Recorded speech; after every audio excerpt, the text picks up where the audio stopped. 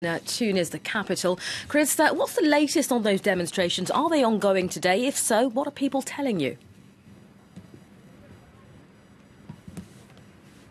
A lot of the protesting and clashes with the authorities tend to happen at night, but as you saw there, the protesting has continued in towns in the interior of the country. That tends to be one of the poorer parts of Tunisia, but it's also spread to the Tunis suburbs. And as you saw there, to Borbo, where a cause of some of the anger is the death of that protester.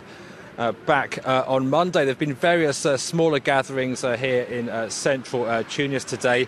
And if you talk to people about why they are unhappy, it does really stem from that 2018 budget, one which, as you saw there, contains a number of tax rises and austerity measures, and which is put in place in accordance with IMF guidelines, and which has led also to prices rising, the price of basic goods rising. And I think one man I spoke to here today really sums up how a lot of people feel that since the revolution there has been this kind of bubbling discontent and anger at the politicians for failing to resolve some of the country's economic problems. As he put it, the politicians since that revolution back at the start of the decade now have come and gone, and the price of some basic goods has increased by 3 or 4 times, and wages simply haven't kept pace with that.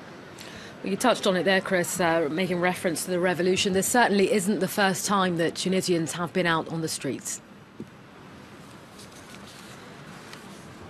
It's not, though. There have been these sporadic waves of protests, as I said, often in the poorer interior of the country. It's often things like price rises that initially trigger them. But as the report you saw there said, there are a number of kind of underlying structural issues which have proved a headache for the Tunisian authorities. It's not just the poorer members of society who have gripes with those authorities. For example, here in Tunis, where a lot of the country's middle classes are based, you'll hear people complaining about the fact that unemployment rate for university graduates, for example, currently stands at about 30%. Now, the government's argument, of course, is that, yes, these austerity measures are difficult. They've been promising that 2018 is the last time that Tunisians will really have to tighten their belts. After that, they say it will bring about the growth the country needs. But at the same time, they will be keeping a very wary eye on developments.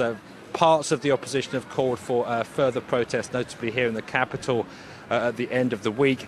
The authorities have been calling for calm, calling for dialogue, holding out the possibility perhaps of softening some of those austerity measures, but at the same time obviously concerned about where these protests could ultimately lead should they continue. As you said, however, we've seen situations like this in Tunisia since the revolution, and it's anybody's guess really as to whether this movement continues. All right, Chris Moore for us in Tunis. Thank you.